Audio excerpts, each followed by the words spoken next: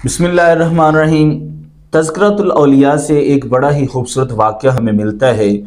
हज़रत जुनैद बगदादी रहमतुल्लाह अलैह के दौर में एक बड़ा ही मशहूर डाकू था जो डाके मारता था, वारदातें करता था, चोरियां करता था। जब वो चोरी करता था तो अक्सर पकड़ा जाता था। कभी उसको 200 दुर्रे लगाए जाते, कभी 300, कभी 500। और किताब में लिखा है कि उसको 16,000 दुर्रे लगाए गए थे, लेकिन वो फिर भी ये चोरी से, डाका जनी से बाज नहीं आता था। ये जो फेल था इससे बाज नहीं आता था और उसकी दहशत से उससे लोग डरते थे। इस कदर उसकी जो है ना वो डाका जनी की वजह से दहशत थी कि लोग उससे डरते थे। एक दिन वो डाकू हजरत जुनैद बगदादी रहमतुल्लाह अलैह के घर में चोरी के लिए आ गया। जब हजरत जुनैद बगदादी रहमतुल्लाह अलैह के घर में चोरी के लिए आया ना, हजरत जुनैद बगदादी रहमतुल्लाह अलैह तिजारत के लिए कुछ सामान लेकर आए थे, कपड़ा या जो भी चीजें थी वो लेकर आए थे और एक गठरी में बांध कर रखा हुआ था। अब वो जो बंदा, वो डाकू आया। अच्छा, एक और भी इसमें चीज थी कि चोरी करने से ये बाज नहीं आता था और चोरी की वजह से एक तो इसका हाथ भी काट दिया गया था, लेकिन ये फिर भी बाज नहीं आता था। अब जब हजरत जुनैद बगदादी रहमतुल्लाह अलैह के घर में आया, जब उसने देखा कि सामने कुछ गठरियां पड़ी हुई हैं, सामान की बंधी हुई हैं, तो अब सोचा कि ये मैं लेकर जाता हूँ। उठाना तो मुश्किल था क्योंकि हाथ एक था। अब सोचता है कि मैं बाहर से किसी को लेके आता हूँ और उससे कहता हूँ कि मेरे ये सर पर जो कपड़े की गठरियां हैं या जो भी सामान है इसकी गठरियां मेरे सर पर रख दी जाएं।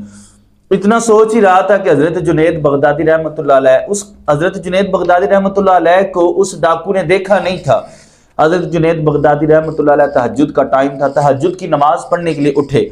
जब उठे तो इस डाकू ने सोचा शायद ये घर का नौकर है और मालकों के उठने से पहले ये उठ गया कि घर का कोई काम काज कर लूं। अब इस डाकू ने ना हजरत जुनैद बगदादी रहमतुल्लाह अलैह को बड़ा सख्त लहजे में बुलाया, इधर आओ मेरी बात सुनो। हजरत जुनैद बगदादी रहमतुल्लाह अलैह पास आए, बात सुनी जी, बोले। कहा, ये सख्त लहजे में कहा, ये जो गठरियां है ना ये मेरे सर पर रखो। हजरत जुनैद बगदादी रहमतुल्लाह अलैह ने वो गठरियां उठाई, वो काफी वजनी थी। अब उस बंदे ने ये सोचा कि यार ये जो नौकर है ना मुझसे डर गया है, तो क्यों ना हो इसको मैं अपने घर तक लेकर जाता हूँ। मैं कैसे एक हाथ से या सर पर ये इतना वजनी सामान लेकर जाऊंगा। अब कहा कि ये सामान उठाओ, अपने सर पर रखो और चलना शुरू कर दो। अगर तुम नहीं चलोगे या मेरी बात नहीं मानोगे तो मैं तुम्हें डंडे के साथ मारूंगा, चलो मेरे आगे आगे। हजरत जुनैद बगदादी रहमतुल्लाह अलैह ने वो सामान उठाया, अपने सर पर रखा और चलना शुरू कर दिया। अब चलते जा रहे मंजिल की जानिब जहां वो डाकू रहता था। रास्ते में हजरत जुनैद बगदादी रहमतुल्लाह अलैह, चूंकि सामान बड़ा भारी था, आप थक गए, आपका सांस फूलना शुरू हो गया, रफ्तार कम होना शुरू हो गई। तो उस डाकू ने ना पीछे से डंडे के साथ आपको ना वो मारता था, कहता था अपनी रफ्तार तेज करो, क्यों आहिस्ता चल रहे हो। हजरत जुनैद बगदादी रहमतुल्लाह अलैह तेज चलते गए। खैर मंजिल आ गई। मंजिल पर उस डाकू ने कहा कि इधर सामान रखो। हजरत जुनैद बगदादी रहमतुल्लाह अलैह ने सामान रखा और वापिस आ गए। अब एक दिन गुजरा, 2 दिन गुजरे। वो डाकू सोचता है कि यार हो ना हो कि जो वो नौकर था उसने अगर राज फाश कर दिया तो मसला बड़ा खराब हो जाएगा। मैं जाकर पता तो करूं, मुझे उसकी खबर लेनी चाहिए, खबर रखनी चाहिए, कहीं वो मेरा राज फाश ना कर दे। और ये दिल में ख्याल करता है कि मैं उस घर में जाता हूं, अगर तो उस घर के अंदर रश हुआ तो मैं ये सोचूंगा कि उसने राज फाश कर दिया, और अगर रश ना हुआ तो उससे यही जाहिर होगा कि उसने किसी को कुछ नहीं बताया। अब वो जो डाकू था हजरत जुनैद बगदादी रहमतुल्लाह अलैह के घर के पास आया तो क्या देखता है कि कुछ लोग कतार में उस घर में कभी कोई जा रहे हैं, कोई आ रहे हैं, और देखने से ये जाहिर हो रहा था कि जितने भी लोग जा रहे हैं सारे नेक, परहेज, मुत्तकी, तकवा इख्तियार करने वाले, वो उस घर में जा भी रहे हैं, आ भी रहे हैं। अब उस डाकू ने किसी बंदे से पूछा, भाई ये क्या मसला है, यहाँ पर बड़े लोग नेक जा रहे हैं, बड़े परहेज मुत्तकी लोग जा रहे हैं। तो बताने वाले ने बताया कि हजरत बात ये है कि हजरत जुनैद बगदादी रहमतुल्लाह अलैह के घर में चोरी हुई है। ठीक है, वो अल्लाह के वली हैं, शेख कामिल हैं, आज उनके घर में चोरी हो गई है, तो इसलिए ये जितने भी आपको नेक लोग आ रहे हैं ना, ये हजरत जुनैद बगदादी रहमतुल्लाह अलैह के घर में आ जा रहे हैं। हजरत जुनैद बगदादी रहमतुल्लाह अलैह ने कहा कि क्या मैं उनसे मिल सकता हूँ।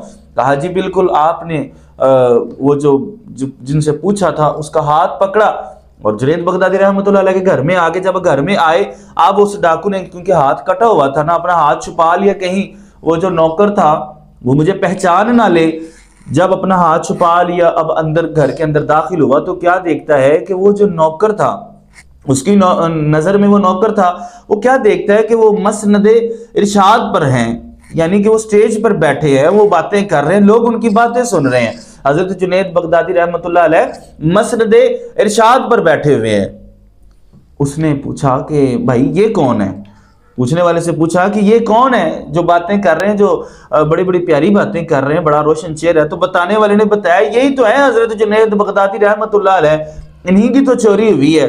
बस ये जब देखा ना उस डाकू ने, और बस दिल की दुनिया उलट पुलट हो गई कि मैं, हजरत जुनैद बगदादी रहमतुल्लाह अलैह इस घर के मालिक हैं और मैं इनको नौकर समझता रहा, सारे रास्ते में इनको डंडे मारता गया और ये तो घर के मालिक हैं, इन्होंने मुझे कुछ कहा ही नहीं। बस दिल की दुनिया जो थी वो उलट पुलट हो गई, दिल की दुनिया ही बदल गई। और फौरन हजरत जुनैद बगदादी रहमतुल्लाह अलैह के हाथ पर बैत किया और गुनाहों से तौबा कर ली। और फिर ये लिखा जाता है कि जब उसने तौबा की, फिर वक़्त आया कि वो मशहूर जमाना डाकू हजरत जुनैद बगदादी रहमतुल्लाह अलैह का खलीफा बन गया। ये है अल्लाह वालों की मजलिस का असर। जहां पर अल्लाह वाले बैठते हैं ना, हमें चाहिए कि हम जाके वहां बैठे। अल्लाह वालों की मजलिस का बड़ा असर होता है, अल्लाह वालों के पास बैठने से अल्लाह करम कर देता है। तो इसलिए कोशिश करनी चाहिए कि अल्लाह वालों की मजलिस में जाकर बैठना चाहिए, उसमें नुकसान नहीं होता। और अल्लाह वालों की मजलिस बड़ी बाकमाल होती है। और बाज ऐसे मज़ारात है जहां पर लिखा हुआ है अल्लाह की जो जिक्र की एक महफिल होती है ना, वो 20,000 बुरी महफिलों का कफारा होती है। सो इसलिए अल्लाह वालों की महफिल में बैठना चाहिए, अल्लाह वालों की सोबत इख्तियार करनी चाहिए। अल्लाह ताला हम पर अपना खास करम अता फरमाए।